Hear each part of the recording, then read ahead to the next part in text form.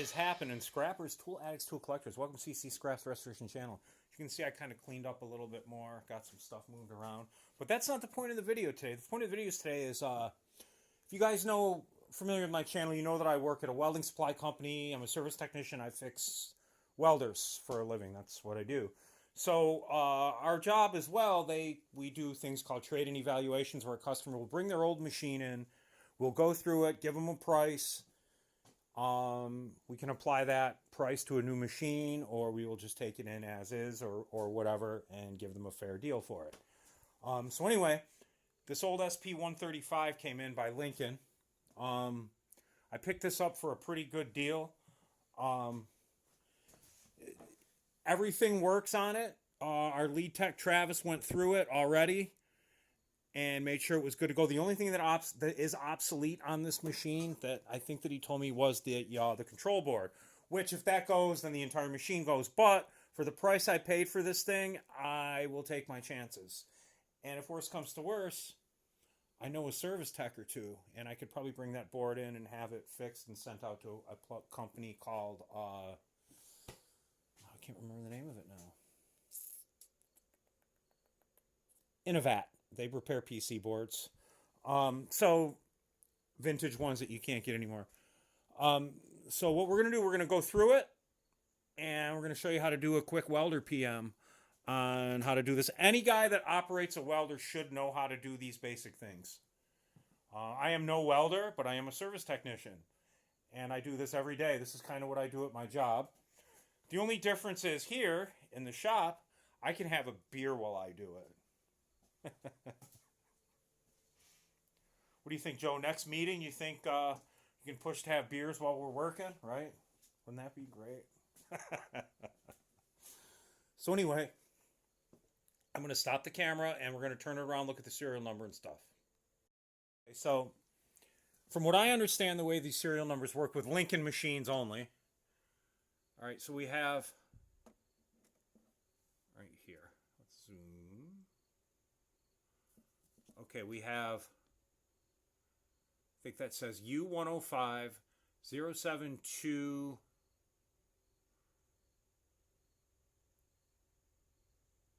There's a glare, I can't see it. U105 0702438 and 10974 is the code.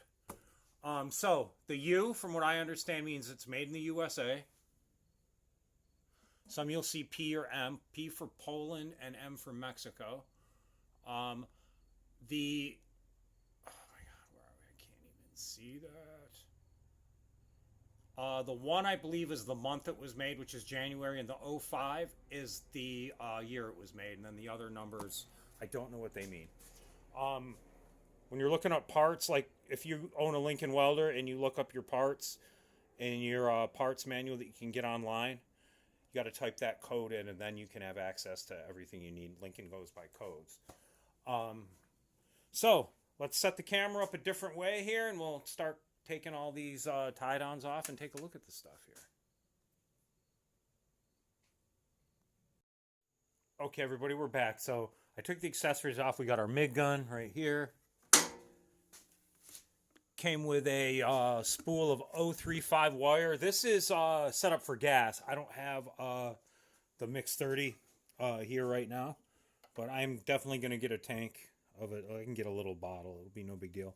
So it came with the roller wire, and I'm assuming it's set up for 035 because I got a pack of tips with it.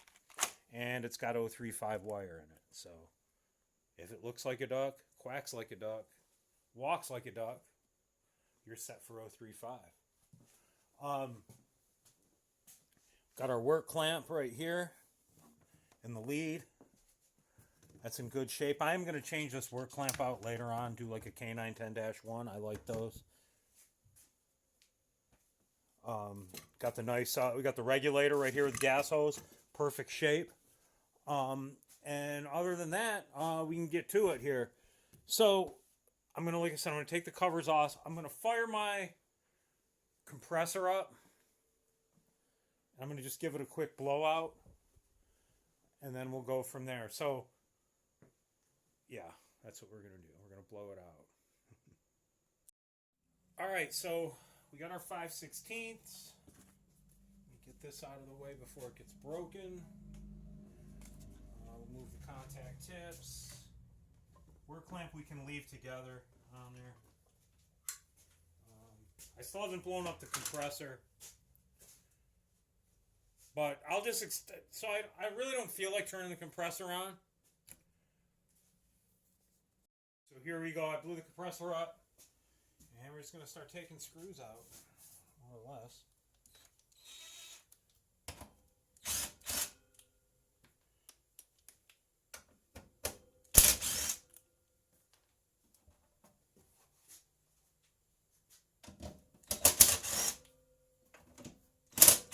You don't got to go crazy with the screws, driving them home or yanking them. You know what I mean? It's just sheet metal.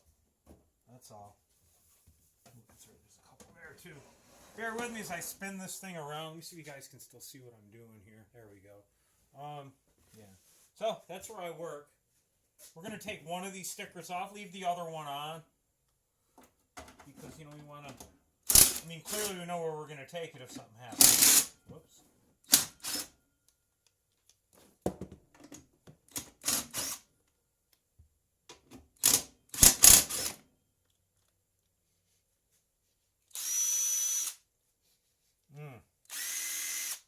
Smell of brushes.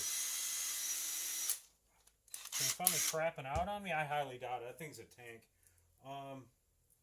So we'll keep the screws. I have a tin can here, or a tin can, a magnetic tray. Yeah, that's exactly what a tin can is. You can get these free at Harbor Freight if you're a good customer. Inside track, bitches. Yeah. Alright, so let's see if we can get this thing off of here, which we can. It just kind of slides out. They're all different. Got to be careful on some of these because the boards are up on the top. So we're just going to kind of go easy, blow it out a little bit, and go from there. So sit tight.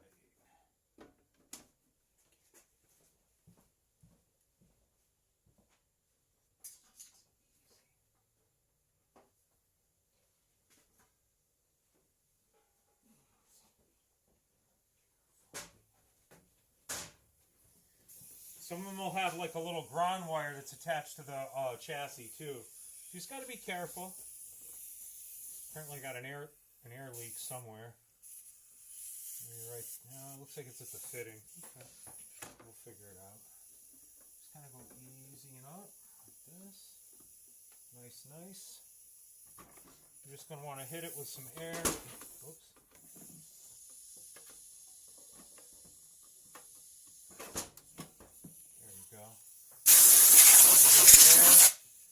Now there's a fan back here. If you can get a hold of that fan, because you don't want to over rev it.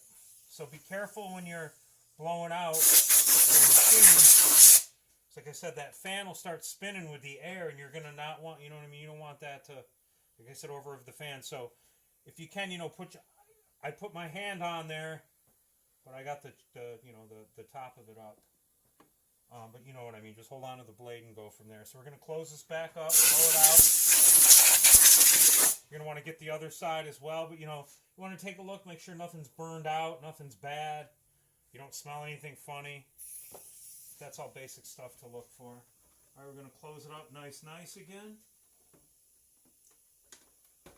Nice, Travis. You did a good job in here looking at them. You tied some of these wires off and everything. That's awesome, dude. Thank you.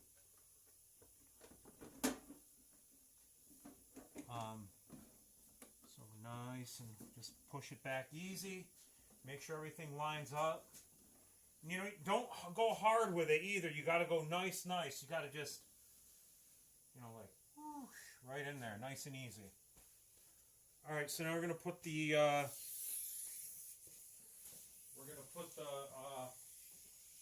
what do you call it, back in there, all the panel screws.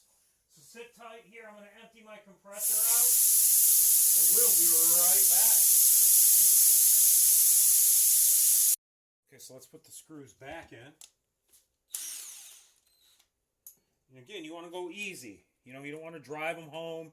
You want to make sure when you put the panel back on that, you know, you don't see any screws in the, or screws, any wires that you might hit with your screw and short the machine out when you plug it in. You got to be super careful. You got to, these machines are, they're rugged, but they're fragile at the same time. You know what I mean? They, you know, you got to just be super careful with them if you want them to last a long time. And whoever owned this machine before me, looks like he took pretty good care of it, because, I mean, it was built in 2005. I mean, that's 20 years ago. So, you know what I mean? Sometimes the panels won't line up. You just got to give them a little, some of them, you know, you might have to start by hand, or the screw holes won't line up right. Sometimes, you know, you're going to have to start them by hand.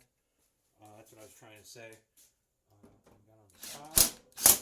And again, you don't want to send them home. You know what I mean? You want to just, you want to give them just a little, like that. Nice. Okay. And then we're going to get the bottom ones here. I'm going to move this over a little, just to give myself a little more room. Can you see what I'm doing here? I mean, it's just screwing screws back into the panel. I know it's not rocket scientist, but you still got to, you know, give it a nice and simple, nice and easy. So like that one gave me a little trouble, but it lined right up. And if you're going in and you can feel it, like, you know, back it off a little bit and see if you can adjust the panel by loosening up some screws. There you go. See? Now we're good. All right. So now we're going to focus on the MiG gun. We're going to take the MiG gun apart. We're going to check the diffuser. We're going to check the nozzle. We are going to check the liner too. And once we do that, then we're going to move into the inside, check the drive rolls, everything like that, and then we'll run some wire. I'm not going to be able to weld because, I mean, I don't have any gas. I guess I could weld, but it's going to be really crappy looking. Maybe we'll just hit a couple beads or a couple, you know, trigger pulls just to see what it'll do. And then we'll leave it be.